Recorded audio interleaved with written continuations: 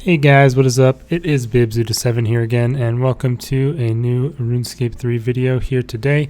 In this video, I'm going to be going over my loot from 100 kills at the brand new boss Raksha that came out on Monday. And just in case you missed it, I did upload a guide on the boss on Monday night, and I will leave a link to that in the description if you'd like to give it a shot for yourself. Maybe that guide will help you out in learning the mechanics and getting your first few kills. Now, I'm going to quickly just go through the loot here right at the start, and then afterwards I'll play some clips of me killing the boss and talk about my overall thoughts after doing the 100 kills. So anyone who wants to just see the loot, it'll be here at the beginning, and anyone who wants to hear my thoughts can stick around for the rest of the video.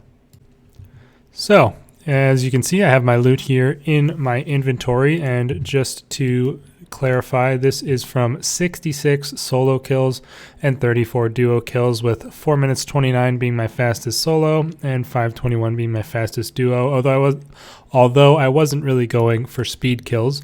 So first things first, let's get into the normal drops. It does drop a decent amount of the new type of salvage, which is the Orichalcum salvage. Previously, this was only available from getting it from the Raptor. And it's important to know that this is overpriced. So as you can see, that's like an additional 5 mil higher than it should be, because as you know, salvage is just used for alking, and this is only 125k worth of alks. So just keep that in mind as we go forward here, that these two items are going to be overpriced a bit. So this is 5 mil overpriced, and this one is also about 5 mil overpriced. So we'll just take away about 10 mil from the final price check to account for that. But anyways, it does drop a decent amount of that, which is cool. I like the new salvage, and I'm kind of looking forward to them releasing salvage for all the tiers of metal at some point. A lot of crystal keys. That's a pretty standard drop nowadays for higher leveled bosses. Decent amount of the dinosaur bones, which are of course usually from the big game hunter and dinosaurs here on Anachronia, so it makes sense that it would drop those. Also drops a lot of small blunt rune salvage, which is 50 at a time, and that is more reasonably priced towards its alk price there.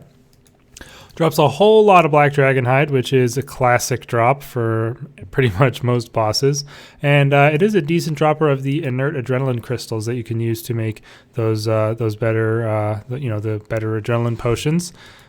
Spirit weed seeds are actually worth quite a lot, and it drops a decent amount of those as well. I only got like 3 drops of onyx dust, but they are big quantities, so it is definitely a decent drop to get when you do receive it. Soul runes is probably one of the less good drops, as it doesn't drop a whole lot of them at a time. Stone spirits, of course, are never that good, but they're surprisingly decent considering light animecha ones are almost 10k each, which is a bit crazy. Drops 5 golden dragon fruit seeds at a time and 5 carambola seeds at a time. I'm pretty sure the carambola seeds are crashing pretty hard, and these are going to be probably 2 of the less good drops, because the seeds are going to be coming in pretty fast and they're not going to be used all that quickly. And lastly, it does drop 3 Serenic scales at a time quite often, which is a decent drop as well. And as you can see here, for my 100 kills, we have a total of 113.2 mil in loot, but again, we want to take away 10 mil from that, as we are counting these as their alk value rather than their GE value, as it is inflated. So about 103 mil in total loot. Obviously that doesn't account for my supplies and everything, but I don't really have the statistics. I didn't really keep track to subtract from that. But as far as just loot goes, it is a little over 1 mil per kill on just the normal loot. So that is actually pretty decent, and yeah, definitely not too bad, even if you don't get any drops. However, as you can see by that pretty sizable cash stack still remaining in the inventory, I did get some unique drops from the boss, being 3 of them in particular, and 2 of them were in my duo kills. However, all 3 drops did go to me. So on my collection log, you can see here, I managed to get a pair of fleeting boots. That was the first drop that we got in my duos with Nuz, and I think that was on like 7kc or something on the first day of release. And we went ahead and insta-sold those for 480 mil. So that was a 240 mil split right there.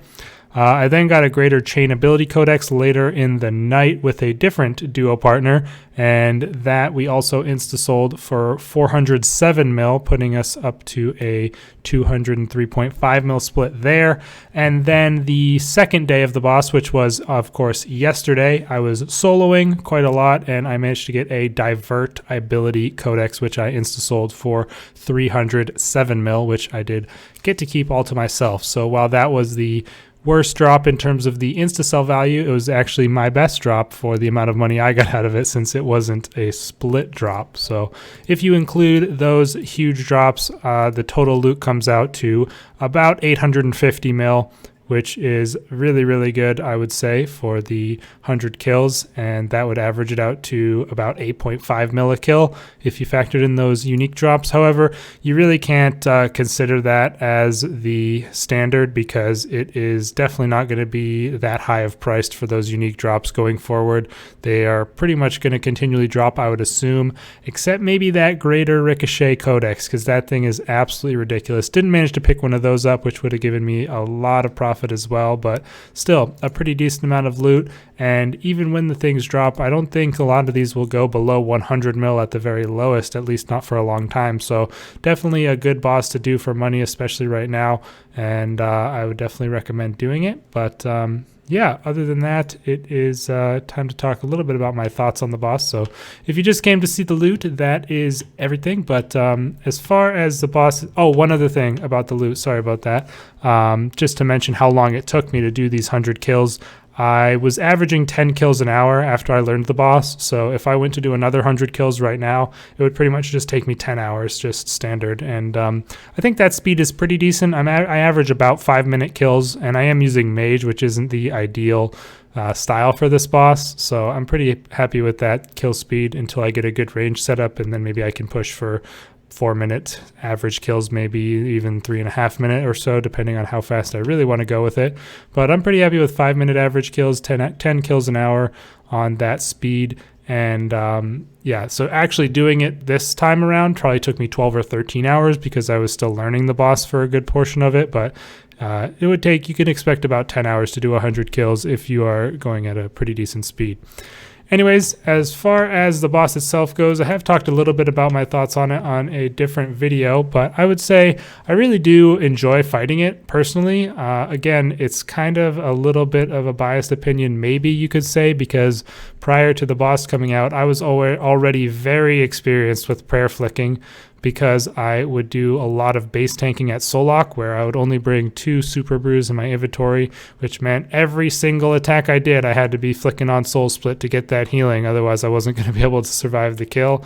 So I had really learned how to do it quite well there. And this boss is, of course, very, very focused on the prayer flicking aspect, while also dodging its few mechanics that it has. So I definitely think that I might have that a little bit biased, but I think a lot of people are still enjoying it, despite the fact that people are also, of course, complaining a lot about the prayer flicking on Reddit and stuff. I think it is a viable mechanic to have for a boss. Like, it's something that exists in the game and is something that they can have as the boss mechanic if they want. Whether or not people really like it or not is a different story, but I think it's definitely something in the game in terms of a PVM skill that is nice to get good at, because you can then use soul split flicking at a lot of other bosses to give yourself a lot less need for food, which I think is a good thing. So don't necessarily just discount it because you don't like prayer flicking. You can definitely learn how to do it more easily, and then take that skill to other bosses as well, which is something I've always liked about bosses in RuneScape. There's usually something at each boss that is a bigger focus than at the others, and you can take that skill that you might learn at a certain boss and take it to a different boss to get your kills more quickly or more smoothly. So this one is got prayer flicking in that regard. And as far as the other mechanics go, my least favorite mechanic is definitely the rock falls. And if you haven't noticed or haven't seen, they are planning on nerfing the damage from the rock falls on Monday, as well as lowering the base damage of Raksha's auto attacks a little bit. But I don't think that'll make a huge difference in terms of the fight. But having the rocks be a little less damaging, I would say if they hit maybe 2 to 3k, that would be a pretty nice amount of damage. Right now they can hit like 6Ks and it's pretty annoying. mostly just because they can fall randomly around the arena. They don't only fall on your character. If they only fell on your character, sure, leave the damage at 6k, but since you can, maybe surge across the arena to try and get some of the shadow pools and randomly get a rock dropped on your head for 6k damage, I think it should definitely be lowered unless they want to change the random aspect of it. So I'm glad to see that that is coming on Monday. We'll have to see how much they actually reduce it by, though. And then as far as the other mechanics go, tail swipe and charge is a pretty standard mechanic, like similar to a Raksha's cleave. Not much to say about that. I do quite like the shadow bind one where you have to click on the little shadow orbs. That's an interesting mechanic. I like that one a little bit because it really feels nice and responsive when you're clicking on those orbs, more so than you would think with this game's slow tick rate. It feels good to do, and if the quicker you get it, the less damage you take, and it's kind of skill based in that way. And then as long as you get it quickly, you have that whole time to soul split while he's charging up the attack and can get you a lot of nice healing there. That's probably my favorite mechanic from the first 3 phases, I would say. And the other ones, like the purple shadow bomb one is pretty meh. There's not a whole lot to say about that one. It is nice for a good big 6k rezo if you want to go ahead and tank one of those shadow bombs and get the rezo off. It's nice for that, but other than that, it's not really that interesting. And it has the purple dust again, which I've never been a big fan of from most bosses. So I hope they don't continue with that mechanic going forward. It seems to be something they do at a lot of new bosses like Ambassador and other Elite Dungeon bosses, having this purple smoke on the ground that just absolutely shreds you. Not a really big fan of that, but I would like to see it, not focused on for future bosses. But overall, really enjoyable fight in my opinion. Phase 4 is awesome. I really like the damage boosting thing that you get. It's really fun to be hitting 10Ks and 12Ks constantly. It's a really cool idea, and I enjoyed that a lot. And I really like how there's kind of the option you have if you really want to not go for that slightly risky play of picking up all the shadow anima pieces, then you can just take it really slow, and it's really cool how you can force the specs every single time just so you can make sure you don't get that stun happening. So yeah, as far as the drops go, though, I've already talked about that in my other video of my thoughts. I've gone into the drops in a lot more detail, so you guys can check out that video if you want more of my thoughts on the drops. I'm going to go ahead and wrap this video up here. I hope you guys did enjoy it. Let me know your thoughts on the new boss. Have you gotten any big drops yet? Are you going for any kill count milestones? I'm probably going to take a little bit of break from it, or at least pump the brakes on my grinding a little bit on the boss as I've hit my 100 KC for the video. Maybe wait till the Monday nerfs to get some more grinding in, or try and get a range set up to get a bit of a faster kill times going. But anyways, guys, again, thank you for watching. I will see you in the next video. Subscribe for future videos. I really appreciate all the support on the guide and on my my no food kill. I really appreciate all the new subscribers. Hope you guys are enjoying the content, and I will see you in the next one. Peace out, guys.